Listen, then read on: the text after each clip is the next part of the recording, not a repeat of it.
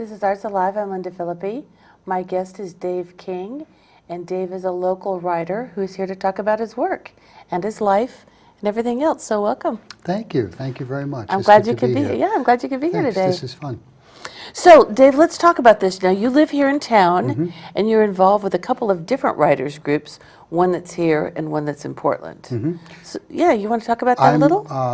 I was pleased to be included in the Easy Writers group, which is here local in McMinnville, and that's been around for 20 plus years. A long time. Yeah, and I had to audition to get into that. I had to present my work and show up at the meeting, and they all checked me out, but I was honored and very pleased to be included in that group.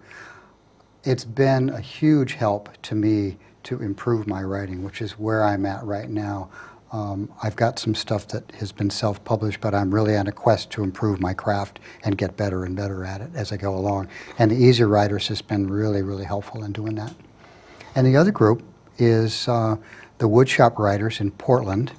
And the woman that started that and facilitates that, Nancy, has been really a good encourager and a good mentor to help others come out of their shell and learn the craft a little bit better. So is it each of these groups, there's sort of a combination of people who've published and perhaps people who haven't yet published, that sort of thing? Everybody's somewhere on the path. A little bit, yeah. The group in Portland publishes primarily nonfiction, journal articles, magazines. Okay. One of the members she publishes a weekly column in her neighborhood Gazette. She lives in the Hollywood district. And the other, Nancy, publishes regularly in nonfiction magazines. And she just launched her first self-publishing venture. She's from Alaska. Wow. And she's written a great story about Alaska, so that's been fun. But it is a mix of different styles of authors, nonfiction and fiction. Do you primarily write fiction? Yes. Okay. So tell me how you got started writing. I kept a journal in the early 70s, and it was mostly mind wanderings and a lot of disposable stuff. And I was encouraged by what I had written. I'd always done well in school in writing in English language. But then I threw that journal out, and then I picked it up again in the early 80s and started writing. And some of the stuff that I wrote was good enough, or at least I thought it was good enough, to encourage me to keep going. So in 2005, I started a group. Well, I facilitated a group based on The Artist Way, which is a book by Julia Cameron. I facilitated that group, and I was planning on going through just 12 weeks, and the group didn't want to let it go, so we went for a year and a half, and we just kept going and going and going. And I was writing furiously, and they graciously allowed me to bring my stuff to the class and read it. Okay. And that was a little bit of an encouragement. And that was in 2005. 2011, I decided that I needed to let other people read it, and I branched out, and I went to a retreat at the Sylvia Beach Hotel. Oh, wow. Sight unseen, Oh, my didn't goodness. know a soul, Wow. and I brought page after page after And oh my God, it's so personal. I mean, it's like burying your soul. It really was. It's oh gosh. It was terrifying. I can imagine. But that was the group, the Woodshop Writers, and they were so encouraging and so nurturing, and just like keep going. You've got something here. And it's weird. Writers have to think that their stuff is good all the way through the process. Even though I can look back a couple of years ago and look at it and, well, I'm a much better writer now than I was then. But you have to think of yourself in a good light, otherwise you won't keep going. You have to somehow manipulate yourself into thinking, well, this is really good. And then you keep going and make it better and better and better and better. You know, it's so interesting because I was reading something about this, and a person wouldn't say, well, here's my piano, and I just bought this piano, and so of course I'm going to become a concert pianist. I can sit down and play this music sight unseen. But many people seem to think that, hey, anybody can write. Well, anybody can write. The question is it any good? One of the things I really like about Julia Cameron, and I really love Julia Cameron, I think she's great for sort of helping people peel back the layers, is just the whole concept of the morning pages. Yeah. Get the top of your mind stuff out, and then you can start to get down to what's really important. And that's probably not going to happen in those first 3 pages. But if you don't just practice, just putting your hand across the page and just doing it, you're never going to let the stuff that's way down in there bubble up to the surface. And so I really like that as sort of a practice and a discipline. I think that's a great idea. That's kind of the way I write now. I'm still feeling out how I approach writing as a person. I'm really good with writing prompts. I'll take one-liner or a couple of words, and I write them out, and then my mind just goes when I just fill in the blanks, and I know enough to let that creativity go and let it go and see where it leads. And I've written a lot of really weird short stories that way that have really been a lot of fun and entertaining. The first of which got published in an anthology in Portland, and then that was 3 years ago. Okay. And then more recently, I published, this is a self-published book, excuse me, through the Portland Woodshop Writers. And there's a small piece in there about the death of a cat. Okay. And then there's a longer piece about a man who wrestles with the multiple personalities that live inside of him. Oh my goodness, okay. Well, but I mean, that's got to feel really encouraging to you that, that other people are validating you and saying, hey, you're good. It does feel good, and it feels encouraging and nurturing at the same time, because as you said earlier, you're bearing your soul, and the purpose of writing is to let that out. It's not good to just write and then never let anybody read it. That's not what writing is all about, is to share that inner piece of yourself. And I think from what I've read, the best authors have a really good handle on their shadow side and their light side. And they're able to delve down into that darkness in such a way without scaring the pants out of you, unless you're Stephen King, of course. Right, exactly. And he does it really well.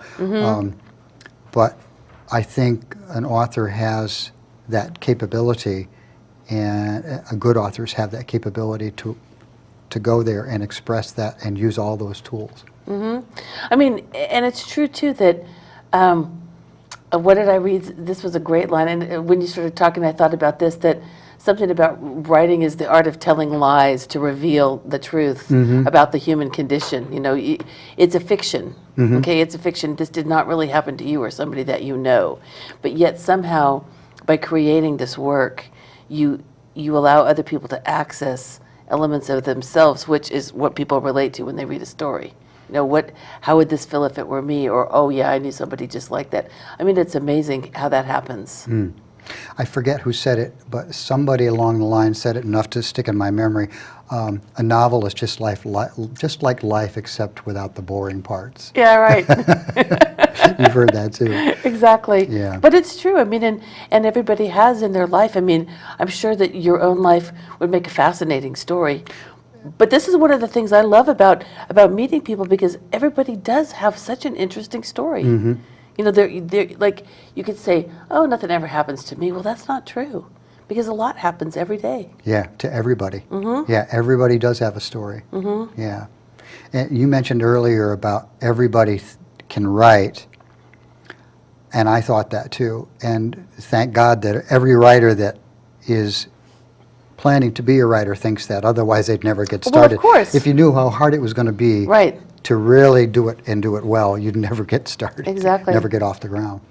I mean, and I think that's one thing that maybe we're doing somewhat of a better job at these days, is encouraging kids. Instead of saying, oh, you'll never make any money, oh, you'll never be successful. The old draconian father, you must do something practical. Now I think we're really encouraging our kids a whole lot more to express themselves and, don't worry about your spelling so much as just to get your thoughts on paper, and getting them into the habit of writing. In schools, the kids, a lot of times they do journals, and I think that's really a good practice. And it begins with reading, because I wouldn't have wanted to write if I hadn't read some spectacular books when I was younger. And that is where I got hooked on the fictive dream, getting caught up in a book, and then you've got the movie going in your head, and you're just turning your pages. Exactly. Those are wonderful, wonderful times. I cherish those moments. I mean, I don't know. I don't even know of a writer who doesn't love to read. I don't. Do you? No. I don't either. No. Because that's what it's all about. Is Because that's where it books. starts. Yeah. And I'm really glad that kids in school are reading again. And from my opinion, it doesn't necessarily matter what they read, No. as long as they read and get that going, get that love started. It's priming the pump, and understanding that there's a whole other world beyond television, for one thing, and everyday life. It's just that rich, imaginative world, imaginary world that you find in a book. And I think, oh my gosh, I can't even imagine life without books. So. It's interesting because I have a pretty vivid imagination all by itself, but in writing for these last 5 or 6 years, that imagination has tumbled and really escalated because of the writing. It's like, oh, I can do this, oh, I can do that. As I'm learning how to do that as I go along. And I'm sure, here's the cover of your book right here. Oh, yeah. Why in the Road? Okay. That's the third anthology of the Woodshop Writers. I wasn't included in the first, but I was in that one, most recent, and that's available through Lulu. And I also have copies that I can mostly give away to my friends. Well, that's what it's all about, isn't it? Yeah, that's it. But it was an honor to be included in both of those anthologies, and it's a thrill to see your stuff in print. So, like from being in the workshopping process, you feel like you've really been on the receiving end of a lot of great feedback and critique and probably some technique and that sort of thing. How does it feel to be able to offer that to somebody else? What's that like for you? That's a good question. In the writers group that I go to here in town, we each read a piece of our own work. And there's 6 of us in the group, and we each take turns and we read, and then we critique while the author is reading, and then we criticize their work. The art of criticism without crushing is really, really hard to learn, and you kind of have to dance around for a while until you learn how to be objective and say, this doesn't work for me, rather than this is really terrible. Right. Because they don't want to say this is really terrible. Nobody wants to hear that. You want to say, that's not very clear for me. Something Exactly, like that. yeah. I wasn't sure what you meant by that. Yeah, That sort of thing. and while each person is critiquing your work, you're not allowed to say anything. You're not allowed to defend your work in any way until they're done, and then you can say, yes, but. But that's fun because it teaches you how to listen to all of their viewpoints. And that's where the teaching comes in. I've learned so much from these folks because they each have a little piece of something to say to me to make it better. And that's why I'm there, to make it better. Well, Dave, it's been a pleasure to meet you, and I love hearing your story, and I wish you all the success. I can't wait. Thank you. I can't wait for you to come back with your book and it's in its dust jacket and telling me it's being published. So Okay, I'd love to when that happens. Thank you, Lynda. thank you.